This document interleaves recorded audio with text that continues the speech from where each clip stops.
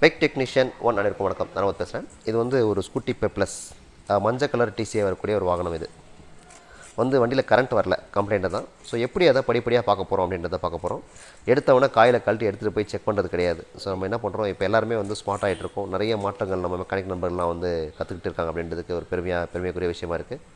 So அந்த வகையில் வந்து ஒரு சின்ன டெஸ்டரின் துணை கொண்டு இந்த காயிலை எப்படி செக் பண்ண போகிறோம் அப்படின்றத, அதாவது ஒயரிங்காக காயிலா அப்படின்றத பார்க்க போகிறோம். ஸோ ஃபஸ்ட் என்ன பண்ணுறோன்னா, டெஸ்டரை செக் பண்ணிக்கிறோம். அதுக்கப்புறம் வந்து இப்போது சாவி வந்து ஆன் பொசிஷனில் இருக்குது. ஆன் பொசிஷனில் இருக்கும்போது இந்த மாதிரியான அந்த இக்னிஷன் காயில்களில் ஒரு பவர் சப்ளை வரும். அது அப்பாச்சி டைப்பில் போட்டிருக்காங்க. ஸோ சாவி ஆன் பண்ணவுடனே இந்த இக்னிஷன் காயிலுக்கான பவர் சப்ளை வந்துருச்சு. இது ரெண்டும் வந்து ரொம்ப கிட்ட இருக்குது. அதாவது டிசிஐக்கும் இக்னிஷன் காயில் சாக்கெட்டுக்கும் ரொம்ப கிட்ட இருக்குது. அதனால் வந்து அங்கேருந்து வரக்கூடிய சிக்னல் ஏர்த்தோட கண்டினியூட்டி செக் பண்ண வேண்டிய அவசியம் ஏற்படலை. ஏன்னா ரொம்ப பக்கத்தில் தான் இருக்குது. ஒயர் எதுவும் கட் ஆகலை அப்படின்றத நம்ம கண் முன்னாடியே பார்த்துடுறோம்.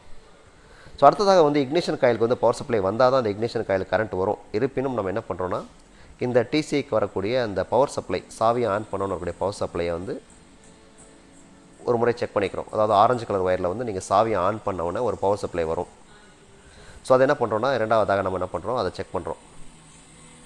ஸோ அதுலேயும் பார்த்திங்கன்னா பவர் சப்ளை வருது. ஸோ டிசிஐக்கான பவர் சப்ளை வந்து கரெக்டாக இருக்குது. அதாவது டிசிஐலேருந்து இக்னிஷன் காயிலுக்கு போகிற பவர் சப்ளையும் டிசிஐக்கான பவர் சப்ளையும் கரெக்ட் ஆகிடுச்சு. ஸோ அடுத்ததாக நம்ம என்னென்னா, பிக்கப் காயில் நல்லா இருக்கா இல்லையான்றதையும் இந்த டெஸ்டர் துணை கொண்டு பார்க்க போகிறோம். ஸோ நேரடியாக என்ன பண்ணலாம்னா, பிக்கப் காயில் வந்து 2 இடத்துல சாக்கெட் கொடுக்கப்பட்டிருக்கும். நம்ம என்ன பண்ணுறோம், நேரடியாக டிசிஐ கிட்ட இருக்க சாக்கெட்லேயே பார்த்துடுறோம். ஏன்னா இந்த கிளிப்பு வந்து உள்ளே போகல. ஒரு சைடு கிளிப்பு வந்து அந்த டிசிஐயில் இருக்க கிளிப்புக்குள்ளே சொருவ முடியல, வேறு எதுவுமே இல்லை. ஸோ அதுக்கு பதிலாக என்ன பண்ணியிருக்கோம், ஒரு ஒயரை வந்து பின் பண்ணிவிட்டு இன்னொரு முனையில் இந்த எர்த் கிளிப்பை வந்து பின் பண்ணியிருக்கோம். அதை உள்ளே போக முடியாத காரணத்தால், வேறு எதுவும் இல்லை. நம்ம வந்து ஒரு சின்ன எல்இடி பல்ப் போட்டு பார்ப்போம். ஃபஸ்ட்டு கரண்ட் வருதா இல்லையான்னு கிக் பண்ணும்போது லைட் எரிஞ்சால் பிக்கப் காயில் நல்லா இருக்குன்னு அர்த்தம். ஸோ அதை வந்து என்ன பண்ணுறோம், இப்போ எல்இடி பல்ப் இல்லாமல் அதே டெஸ்டரின் துணை கூட என்ன பண்ணுறோம், நம்ம இப்போது எளிமையாக இதை நம்மளால் பார்க்க முடியும்.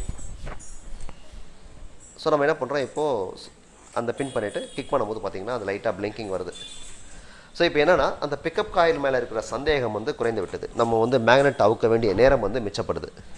நம்ம எடுத்தவொடனே எந்த காயிலாக இருக்குமோ அப்படின்ற அச்சம் வந்து அதிகமாக இருக்கும். இப்போ நம்ம என்ன பண்ணுறோம், படிப்படியாக செக் பண்ணிட்டோம்.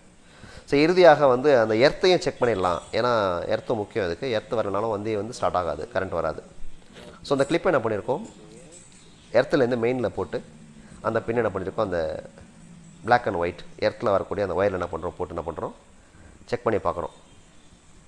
ஸோ இப்போ என்னென்னா, எர்த்தும் கரெக்டாக இருக்குது. இப்போ பாருங்கள், நம்ம ஒரு 5 நிமிஷத்தில் வந்து ஒயரிங் செக் பண்ணி முடிச்சிட்டோம். அதாவது ஒயரிங்கில் கம்ப்ளைண்ட்டே கிடையாது அப்படின்றத ஒரு 5 நிமிஷத்தில் கற்றுக்கிட்டோம் நம்ம அதிகபட்சமாக. ஸோ இப்போ ஏதோ ஒரு காயில் தான் போயிருக்கோம் அப்படின்ற ஒரு நிலைக்கு வந்து நம்ம ரொம்ப சீக்கிரத்தில் வந்துட்டோம். ஸோ உடனே என்ன பண்ணுறோம், இக்னிஷன் காயில் வேறு ஏதாவது 2 காயில் இருக்கான்னு பார்க்கும்போது அப்பாச்சி காயில் இருந்ததை எடுத்து என்ன பண்ணுறோம், அப்படியே டைரக்ட் பண்ணி எல்லா லைனும் கனெக்ஷன் கொடுத்துட்டு என்ன பண்ணுறோம், திரும்பவும் வந்து ஒரு முறை செக் பண்ணிக்கிறோம். இக்னிஷன் காயில் போயிருக்கலாம் அப்படின்னு சொல்லிட்டு. ஏன்னா வந்து பிக்கப் காயில் செக் பண்ணியாச்சு.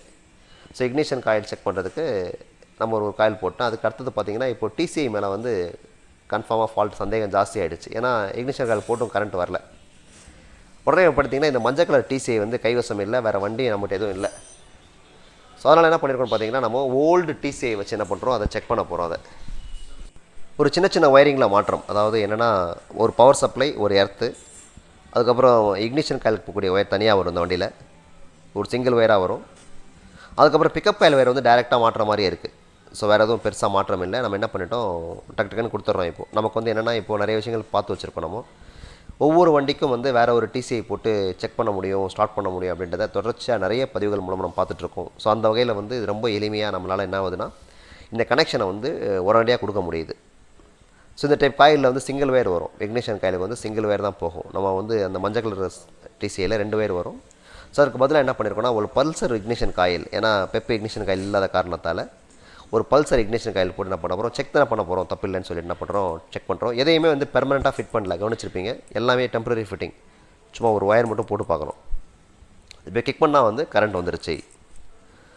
ஸோ நம்ம என்னென்னா, ரொம்ப சீக்கிரத்தில் ஒயரிங் செக் பண்ணிட்டோம். அதாவது என்ன 2ஆக பிரிச்சிருக்கோம் வழக்கமாக. அதாவது காயில் பிரச்சனையா அல்லது ஒயரிங் பிரச்சனையா அப்படின்றத நம்ம என்ன பண்ணிட்டோம், ஒரு 5 நிமிஷத்தில் கண்டுபிடிச்சிட்டோம். ஏன்னா பவர் சப்ளை எந்த ஒயரில் வரும், எப்படி போகும் அப்படின்னு தெரிஞ்சுக்கிட்டால் நம்ம என்ன பண்ணலான்னா, ரொம்ப எளிமையாக அந்த ஒயரிங்கை செக் பண்ணிட்டோம். ஸோ காயில் மேலே உறுதியாயிருச்சு கம்ப்ளைண்ட்டு. உடனடியாக என்ன பண்ணுறோம், இக்னிஷன் காயில் போட்டு பார்க்குறோம். பிக்கப் காயிலில் வந்து பவர் சப்ளை வரதை பார்க்குறதுனால பிக்கப் காயில் கழட்டாமல் இருக்கிறோம். ஸோ டிசிஐ மேலே சந்தேகம் ஜாஸ்தி ஆனதுனால என்ன பண்ணுறோம், வேறு ஒரு டிசிஐ போட்டு செக் பண்ணி பார்க்கும்போது பவர் சப்ளை வந்தவுடனே நமக்கு என்ன ஆச்சுன்னா அந்த டிசிஐ மேலே சந்தேகம் உறுதியாகிவிட்டது. ஸோ இருப்பினும் நம்ம வந்து வேறு டிசிஐ வாங்கி போடும் பொழுதும் இன்னொரு வாட்டி வயரிங் செக் பண்ணி தான் இதை மாட்டணும். நன்றி, வணக்கம்.